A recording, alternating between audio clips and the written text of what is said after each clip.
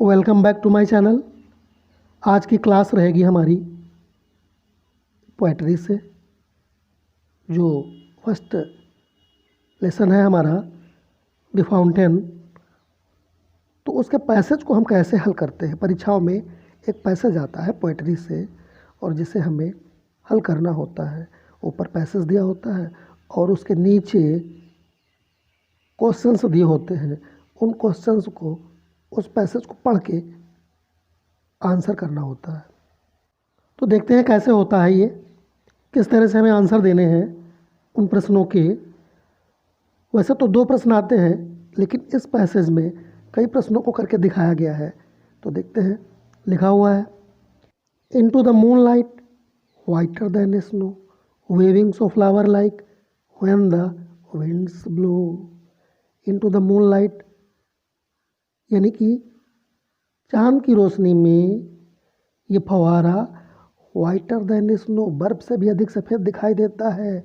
और wavings of flower like when the winds blow, और जब हवाएं चलती हैं तो ये फूलों की तरह हिलता है।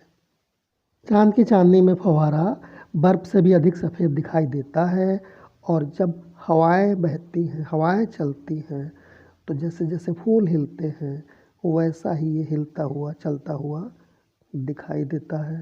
तो ये तो इसका अर्थ हो गया। अब नीचे देखते हैं कि इस बेस्ड पे क्या क्वेश्चंस बन सकते हैं। पहला क्वेश्चन है, write the title of this poem from which the above noted lines of poetry have been taken. कविता का शीर्षक बताइए जिससे ये पंक्तियाँ ली गई हैं। एक प्रश्न को देखिए, लिखा हुआ राइट द टाइटल। राइट माने लिखिए, टाइटल माने शीर्षक या नाम, ऑफ दिस पोएम माने इस कविता का, फ्रॉम व्हिच माने जिससे, द अबव नोटेड माने ऊपर लिखी हुई, लाइन्स ऑफ पोएट्री माने कविता की लाइनें, हैव बीन टेकन माने ली गई हैं। तो आपको पाठ का नाम लिख के देना है, ठीक है। और दूसरा क्वेश्चन है, give the title of the poem from which the above noted lines have been selected. तो दोनों सेम ही है, दोनों का आंसर एक ही होगा, अर्थात आपको सिर्फ उसमें पाठ का नाम लिख के देना है। तो कैसे लिखेंगे अभी आगे हम बताएंगे। इसके बाद आगे देखिए, आगे कौन से क्वेश्चंस हो सकते हैं। लिखा है, point out the rhyming words in the stanza. और राइमिंग वर्ड बताइए, राइमिंग वर्ड्स क्या होता है। तो चलिए अभी हम वो भी बताएंगे आपको, राइमिंग वर्ड्स क्या होता है। यानी कि समान ध्वनि वाले शब्द बताइए जिनका आखिरी में जो ध्वनि निकलती है वो एक जैसी निकले, उन्हें हम राइमिंग वर्ड्स कहते हैं। और क्वेश्चन नंबर 3 दिया हुआ है, what kind of moment does the word waving suggest. ये वेविंग शब्द का जो आशय है ये किस प्रकार की गति से है, कौन सी गति को ये दर्शाता है, बताता है। और क्वेश्चन नंबर 4 है, what colour is the fountain in the moon light. चांद की चांदनी में फवारे का कलर किस रंग का है, किस तरह का है वो, किस रंग का है वो। 5वां देखिए, 5वां क्वेश्चन है, what happens to the fountain when the winds blow. और जब हवाएं चलती हैं तो फाउंटेन के साथ में क्या होता है, फवारे के साथ में क्या घटित होता है। तो पीछे के पैसेज के नीचे 5 प्रश्न दिए हैं। परीक्षाओं में तो सिर्फ 2 ही आएंगे, यहाँ पर 5 इसलिए दिए हैं कि कोई भी 2 आ सकते हैं, ठीक है। तो आपको 5 की तैयारी करनी है और उसमें से 2 आ सकते हैं। तो आप 5 को देखेंगे। देखिए पहले का उत्तर कैसे लिखा जाएगा, the title of the poem is the fountain. सीधा सा लिखना है, the title of the poem is the fountain. कविता का शीर्षक द फाउंटेन है, अर्थात फवारा है।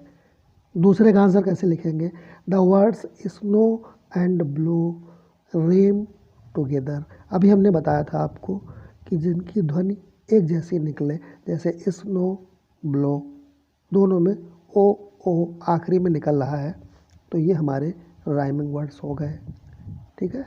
कैसे लिखना है, the words snow and blow rhyme together. इस तरह से आपका क्वेश्चन नंबर 2 का आंसर हो जाता है।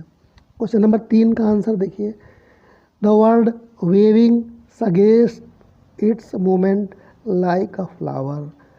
ये जो वेविंग शब्द है ये अपनी गति को फूलों की तरह प्रकट करता है। किस तरह से बताता है? Waving so flower like. Waving शब्द से हम ये जानते हैं कि फव्वारा फूलों की तरह हिलता है। क्वेश्चन नंबर 4 लिखेंगे, the colour of the fountain is वाइटर than snow. प्रश्न था कि what colour of the fountain in the moonlight, what colour is the fountain in the moonlight. चांद की रोशनी में फव्वारे का रंग कैसा हो जाता है? तो आपको लिखना है the colour of the fountain is वाइटर than snow. आगे और चाहो तो बढ़ा दो इन द मूनलाइट, है ना, नहीं तो नहीं बढ़ाओगे तो इतना ही पर्याप्त है, दैट इज सफिशिएंट। अगला प्रश्न 5वें का आंसर हमें देना है, the fountain waves like a flower when the winds blow. फव्वारा जब हवाएं चलती हैं तो जैसे फूल हिलते हैं उस तरह से हिलता है। तो इस तरह से आपको परीक्षाओं में आंसर करने हैं। कोई भी पैसेज आ जाए आपको ठीक इस तरह से उत्तर लिखना होता है। वीडियो अगर अच्छा लगा हो तो लाइक करिए, चैनल को सब्सक्राइब कर लीजिए क्योंकि मैं इसी तरह के वीडियो लाता रहता हूँ, और बेल आइकन को भी दबा दीजिए ताकि मेरा आने वाला कोई भी नया वीडियो आप तक सबसे पहले पहुँचे। वीडियो देखने के लिए बहुत बहुत धन्यवाद।